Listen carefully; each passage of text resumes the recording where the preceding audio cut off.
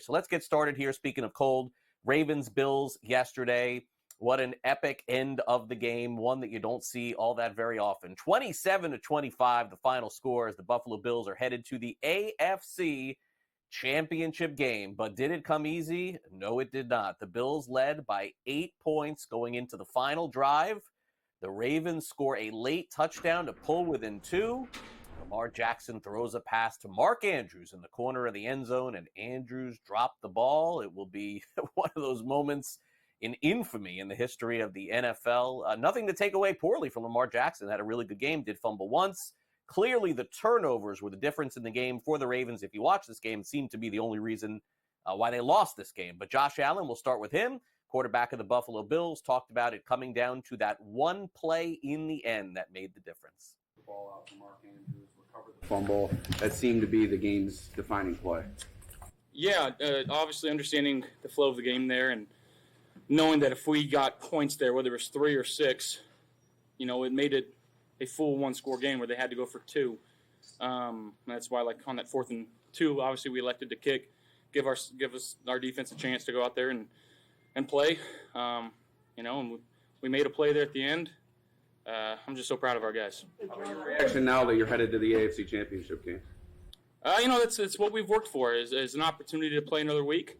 We don't want our season to end on a loss, and this gives us an opportunity to keep going. But we'll enjoy this one. A lot to learn from this one. Obviously, wasn't pretty, but these playoff games, man, you got to win by 1. That's all that matters.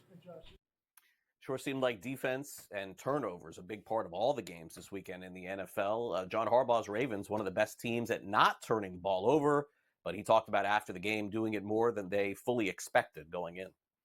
We have not been a team that turns the ball over. I'm proud of our guys. We did a great job with that all year. We did turn it over this game, but you got to try to go make the next score and the next play, and that's what I judge it on. And we look at ball security, we look at all the details and the techniques and certain things like that, of course. But really, the mark is if you want to make a judgment, you want to make an evaluation, that's what you make it on. Okay, so what happens next? We come back, we fight, we go all the way down the field, and we score. I mean, that's the answer that our team makes. I'm concerned about our team, and that's the answer that our team made. That's why I'm so proud of these guys. That's why I told them I love them. I love them. I'm proud of them. I have nothing but admiration for them in every single way, and it's just how I feel about it.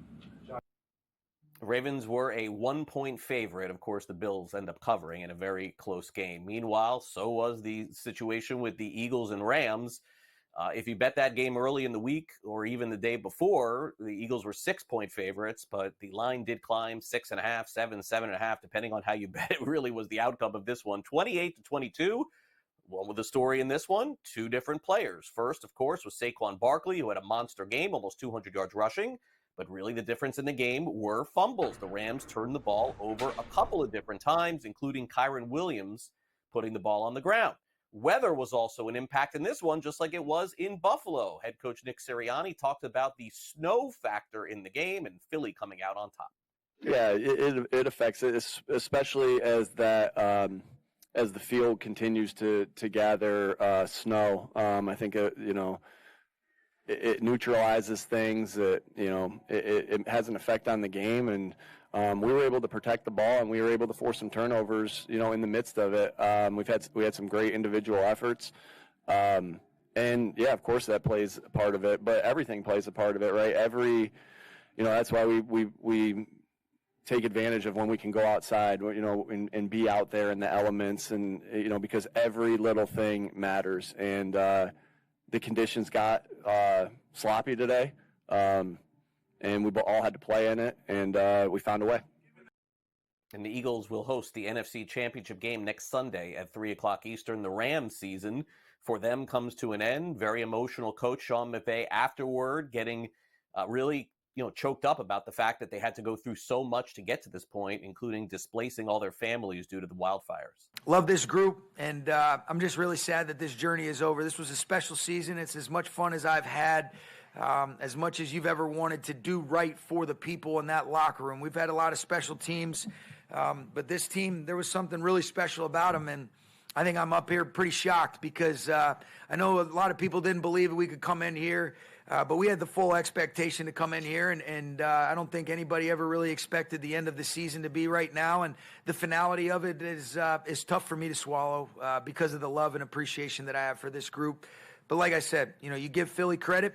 They did their thing, made enough plays, and obviously Saquon was excellent today. And I think the 2 turnovers were really costly. But I'm not going to make any excuses, and I'm proud of our team. And Matthew Stafford, by the way, after the game said that he's not going to talk about his future playing in the NFL, but did say that he felt like he still had some more good football to play. Meanwhile, the biggest surprise of the weekend, unless you, of course, listen to me here on Newswire, the Washington Commanders going to Detroit and not just covering, but winning the game outright. Washington is headed to the NFC Championship, 3 o'clock Eastern. 5.5-point underdogs. They will be that again when they take on the Philadelphia Eagles, but who's to say at this point they can't win it all? 45 points on the road at Detroit. A really impressive performance, one of the biggest upsets in divisional history, and unfortunately came at the expense of Dan Campbell, who was certainly emotional after the loss. When you lose these games, man, it's like the players,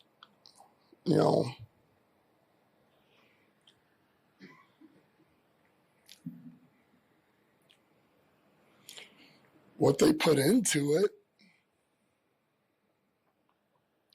A lot of people don't know, what they go through. You have to get up. Bodies beat you, mentally stay locked in and do those things. So, long season.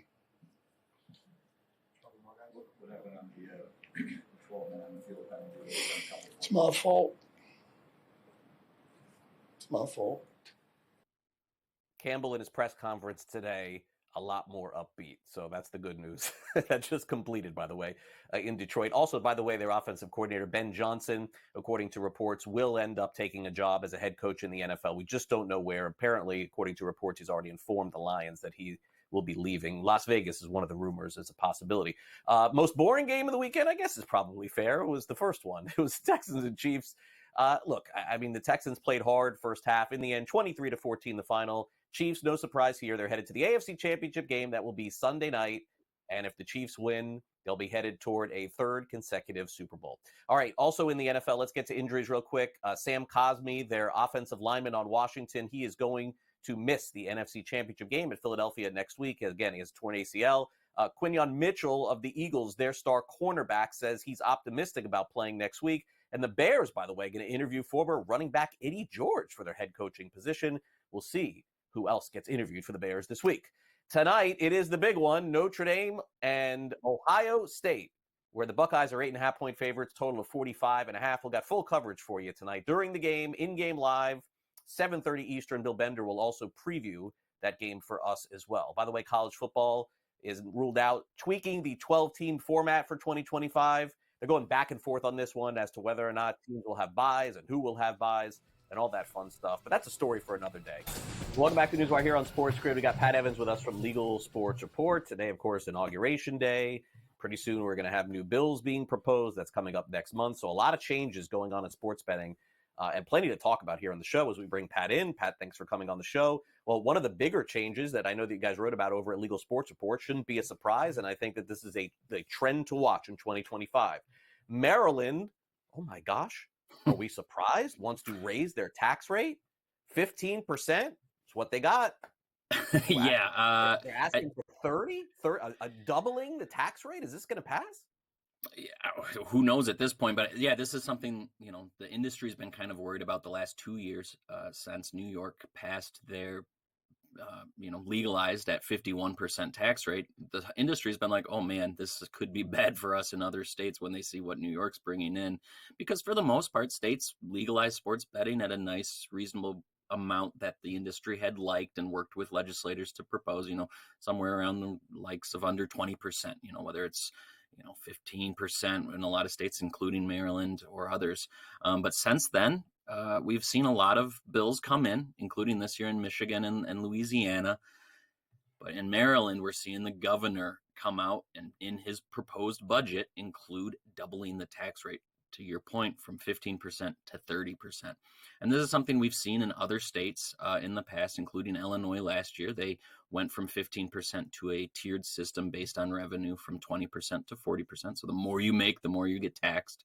The year before that, just shortly after it launched, Ohio's Governor Mike DeWine put in his budget another doubling from 10% to 20%. So they're still reasonable.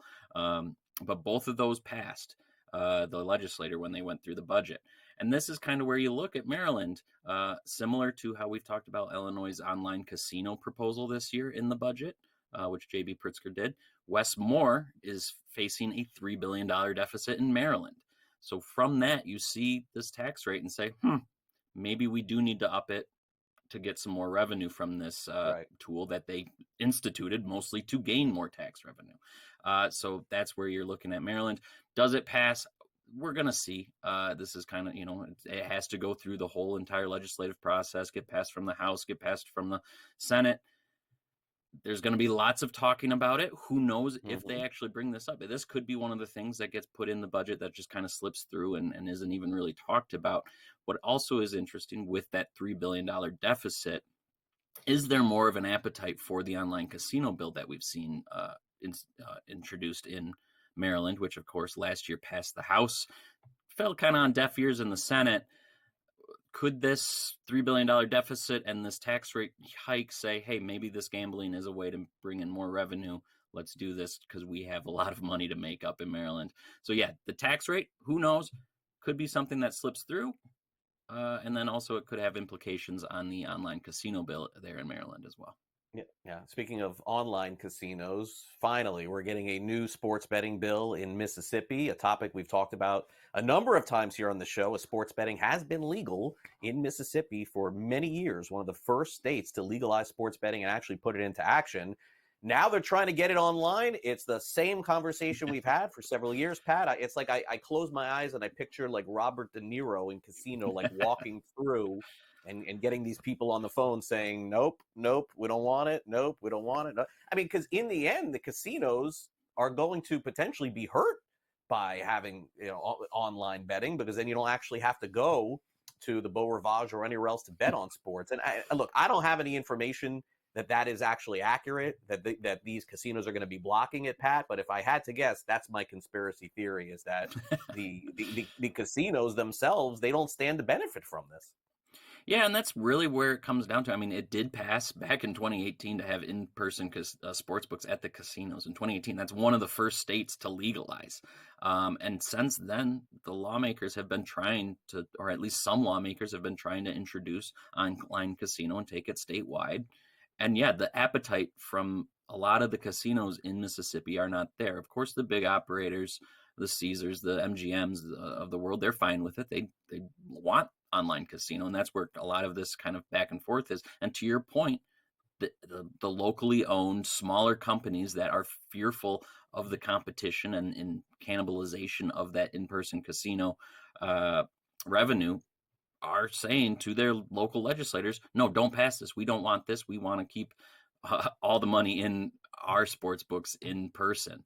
And so that's what you're fighting. This year was kind of a give and go of, is this going to happen? Another attempt to go online. The Senate chair of the gaming commission gaming committee came out and said, unless the Mississippi Gaming Commission tells me to put in a bill to go online, I'm not going to do it. And the gaming commission said, well, we don't say whether or not to do bills. So the Senate was kind of just not going to do anything. We do have a House bill that was introduced at the beginning of the session to take it online.